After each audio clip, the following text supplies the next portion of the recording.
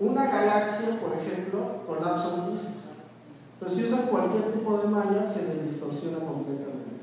Entonces, este es uno de los problemas computacionales más complicados que hay. Entonces, miren, ¿qué fue lo que yo hice con la CREI de la UNAM entre el 85 y el 92?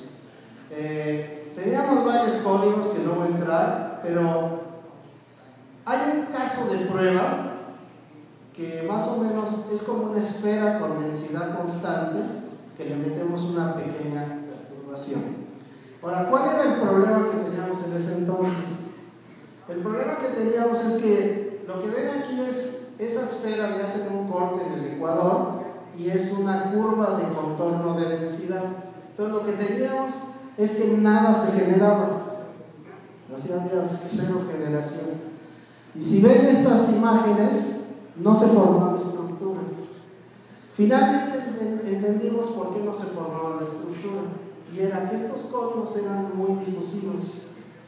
O sea, difusivos quiere decir que si tenían errores numéricos, los mataban. Pero si tenían una perturbación que quería crecer, también se mataba, entonces nada crecía. Y entonces hubo una tecnología impresionante que desarrollamos para quitarle la difusión al código. Pero en el momento en que se quita la difusión al código, el problema es que los errores numéricos crecen. Entonces tuvimos que desarrollar algo así. Por ejemplo, si tienen un ruido en un circuito y le quieren eliminar el ruido, en un código numérico tienen que desarrollar algo que son filtros no lineales para poder quitar el ruido numérico, pero permitir que la señal física crezca. Bueno, pues eso fue bien complicado y finalmente logramos esto. Entonces, ¿qué fue lo que ahí sucedió? Que durante 10 años publicamos 20 o 30 artículos y finalmente logramos entender cómo estas cosas se fragmentaban. Bueno, y les digo, una cantidad tremenda de artículos. Por ejemplo, algo en particular, este es un sistema que se estudió mucho, que produjo este filamento, así todo roto. Ahora, o sea, el problema que habíamos resuelto era realmente importante científicamente. O sea, pensábamos que habíamos entendido el problema de cómo se forman las estrellas. Bueno, y en esa época teníamos tanto éxito que se escribieron 2 reviews. Uno fue pues el padre de la formación estelar, que fue Bodenheimer, y el segundo fuimos nosotros. Bueno, entonces todos estábamos así eufóricos en esa época, y entonces dijimos, bueno, nosotros ya logramos producir esto. Si nosotros queremos ahora sí producir mucha más estructura en el sistema, pues es muy sencillo, vamos a meter 10 veces más de partículas o 100 veces más de celdas y ya está resuelto el problema. Y entonces en ese momento, en lugar de que se formara más estructura, lo que ocurrió es que todo desapareció. Entonces nos dimos cuenta de algo dramático. Y lo dramático que nos dimos cuenta es que había una inestabilidad numérica que no nos habíamos dado cuenta. Entonces eso implicaba que el 70% de los trabajos publicados en el campo, incluyendo nuestro famoso review, posiblemente estaba todo mal. Bueno, entonces, ¿qué fue lo que se hizo en ese entonces?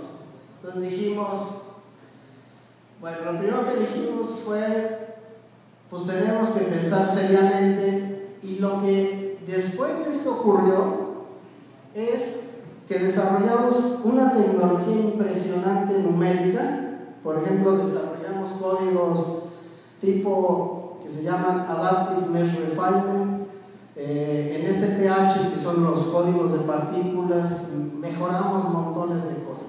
Ahora, el problema que ahí se surgió, ¿cuánto? ¿10 minutos? Bueno, el problema que ahí surgió es que necesitábamos aumentar el número de la resolución la teníamos que aumentar o sea, tendríamos que aumentar de 100.000 celdas o 100.000 partículas a 500 millones de celdas. Ay, hijo de su pinche. Y entonces, ¿qué fue lo que sucedió? Pues que desarrollamos estos códigos impresionantes y ya no teníamos dónde correr.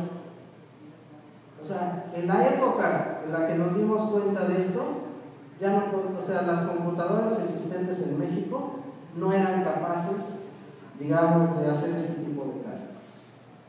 Y entonces, ¿qué fue lo que nosotros hicimos? Entonces, lo que hicimos fue que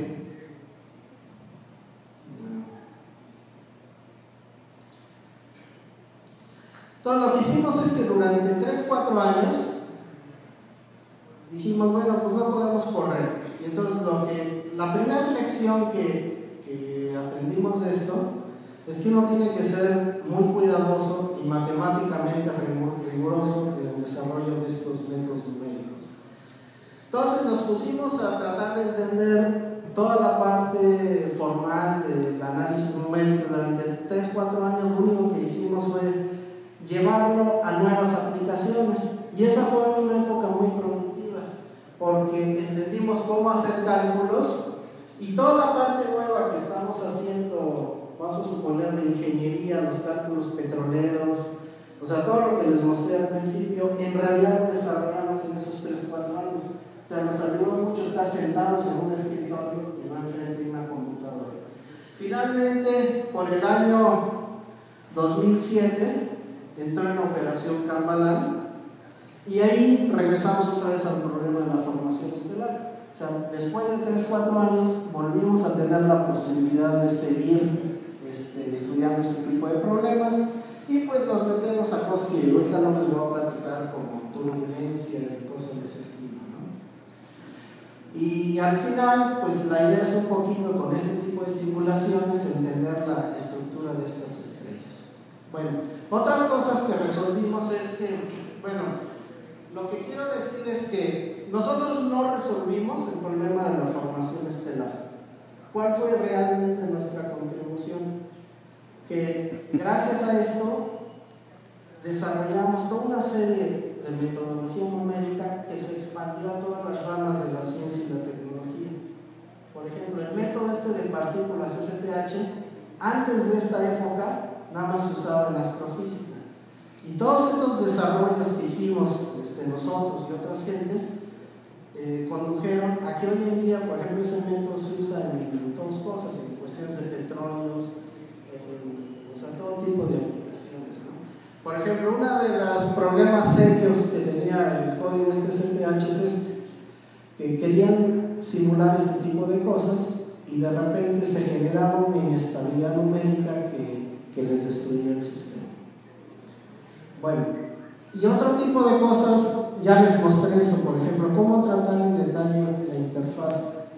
Si ustedes, esto es un experimento, o sea, si ustedes quieren poder modelar de manera exacta, por ejemplo, la interfaz entre los fluidos, es un problema complicadísimo, y uno de los proyectos ahí que tenemos en Abacus, que es desarrollar un código multifásico para